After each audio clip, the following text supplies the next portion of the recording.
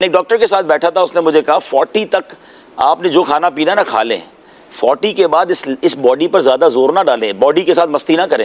میں نے کہا اس سے کیا مراد ہے؟ بڑی کمال کی اس نے بات بتائی. کہتے ہیں وائس لوگوں کی وائس بات, بڑے پروفیسر ہے وہ. کہتے ہیں 40 تک جو ہے نا, 40 تک آپ جب پہنچتے ہیں آپ ہر چیز کے محور ہوتے ہیں, اپنی فیملی کا پلر آپ ہوتے ہیں. اگر آپ کسی آرگنائزیشن میں ہیں تو آپ کی آرگنائزیشن یا آپ کی جو بھی آپ کے سراؤنڈنگ میں لوگ ہیں ان کا آپ ایک طرح سے لیڈ کر رہے ہوتے ہیں چیزوں کو. تو یہ وہ ایج ہوتی ہے جس میں اگر آپ گرتے ہیں نا تو آپ کی بہت ساری جس لوگوں کی ہوپ ہوتی ہے نا وہ ڈسٹرب ہو جاتی ہے.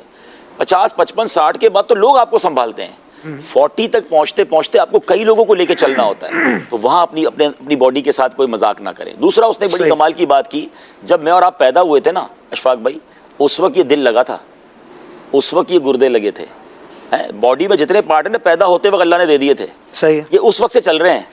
یہ 40-50 سال پرانی مشین ہو گئی ہے جس کی 40 سال عمر ہو گئی ہے. اب اس کو اور کتنا برڈن ڈالنا ہے, یہ ہم نہیں سوچ رہے ہوتے. ہماری گاڑی کے پارٹ 5-10 سال میں خراب ہو جاتے ہیں, چینج کرنی پڑتی ہے. یہ اللہ نے ہمیں کسی کی 40 سال عمر ہو گئی ہے, 50 عمر ہو گئی, اب یہ سوچ رہے ہیں 40 سال سے دل دھڑک ہی رہا ہے, گردے کام کر رہے ہیں, مینٹیننس پر ہے, باڈی کی تمام چیزیں کبھی غور ہی نہیں کیا ہم نے. اب اتنی پرانا پارٹ ہے یہ, اب کتنا لوڈ ڈالو گے اس پہ. اب کھانے پینے میں احتیاط کریں, زیادہ باڈی پہ برڈن نہ دیں, زیادہ ٹینس نہ لیں. یہ جو بندہ کولیپس ہوتا ہے نا اچانک, ہم نے دیکھا یار کچھ بھی نہیں تھا بندہ چلا گیا, یہ وہی ہوتا ہے کہ آپ اپنے اس پارٹ پر 18 سال والا بوجھ ڈال رہے ہیں. یعنی 40 سال کے بعد بھی وہی کھانے کھا رہے ہیں جو 18 سال کے. نہیں کہ ہمارا ایک جملہ مشہور ہے, لکڑ ہضم پتھر ہضم, وہ جوانی میں چلتا ہے.